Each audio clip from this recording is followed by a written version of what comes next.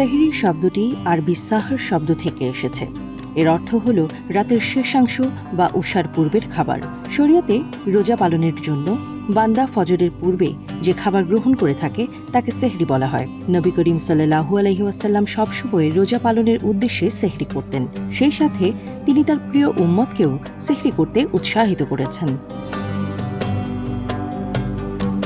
সেহরি খাওয়া ফরজ বা ওয়াজিব নয়, সুন্নত, সুন্নতে মুআক্কাদা। আর তাই সেহরির গুরুত্ব ও ফজিলত রয়েছে। কোনো কারণে বান্দা সেহরি খেতে না পারলে সিয়াম পালনে কোনো ধরনের আপত্তি নেই। এমনকি ইচ্ছে করেও যদি কেউ সেহরি না খান তবুও সিয়াম হয়ে যাবে, তবে এমন ব্যক্তি সেহরির ফজিলত থেকে বঞ্চিত হবেন। নবী করিম সাল্লাল্লাহু আলাইহি ওয়াসাল্লামের হাদিস হলো সেহরি খাওয়া সুন্নাহকে ইচ্ছাকৃতভাবে পরিহার করা গ্রহণযোগ্য নয়। আবার সেহরি গ্রহণ করতে না পারার অজুহাতে রোজা ছেড়েও দেয়া যাবে না, কারণ তা ফরজ। সেহরির সময় শেষ হওয়ার পূর্বে যদি একটু পানীয় পান করা যায় তবে তাই করতে হবে, এতেই সুন্নাত আদায় হয়ে যাবে।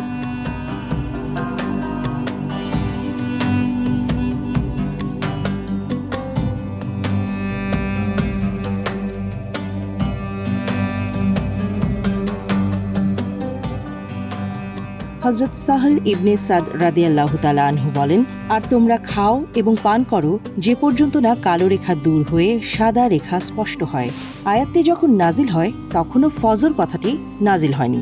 এমত অবস্থায় লোকেরা রোজা রাখতে চাইলে প্রত্যেকেই দুপায়ে সাদা ও কালো সুতো বেঁধে নিত এবং সাদা ও কালো রং স্পষ্ট দেখা না যাওয়া পর্যন্ত পানাহার করত। পরবর্তীতে আল্লাহ তাআলা ফজর কথাটি নাজিল করলেন। তখন সকলেই জানতে পারল যে সাদা ও কালো রেখার অর্থ হল রাতের অন্ধকার ও দিনের আলো।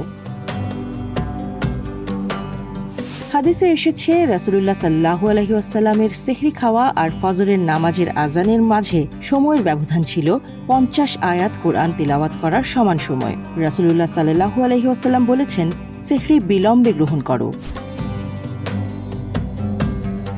সেহরিতে পেট পুরে খাওয়া জরুরি নয়, বরং যে কোনো খাবার দিয়ে সেহরি গ্রহণ করা যেতে পারে।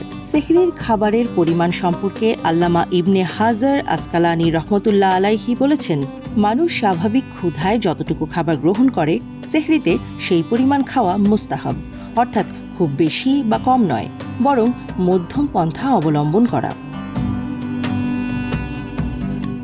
রমজানে রোজা রাখা যেমন ফরজ, তেমনি রোজার জন্য নিয়ত করাও ফরজ। নিয়ত ছাড়া দিনভর না খেয়ে উপোস থাকলে রোজা পালনের উদ্দেশ্য সফল হবে না। মতান্তরে রোজা রাখার উদ্দেশ্যে ঘুম থেকে ওঠা ও সেহরি খাওয়াটাই রোজার নিয়তের অন্তর্ভুক্ত। যেহেতু মনের ইচ্ছেই হলো নিয়ত, নিয়ত মুখে উচ্চারণ করা জরুরি নয়, তাই কেউ মুখে নিয়ত না করলেও তার রোজাগুলো আদায় হয়ে যাবে। আমি রমজান মাসের আগামীকালের রোজা রাখার নিয়ত করছি। সহজভাবে সেহরির পর এভাবেও রোজার নিয়ত করা যেতে পারে। রোজা একটি সচেতন প্রয়াস, অভ্যাসবশত কোনো আমল নয়। তাই রোজা পালন করতে হয় অনুভূতি সজাগ রেখে, অমনোযোগী বা অচেতনভাবে নয়।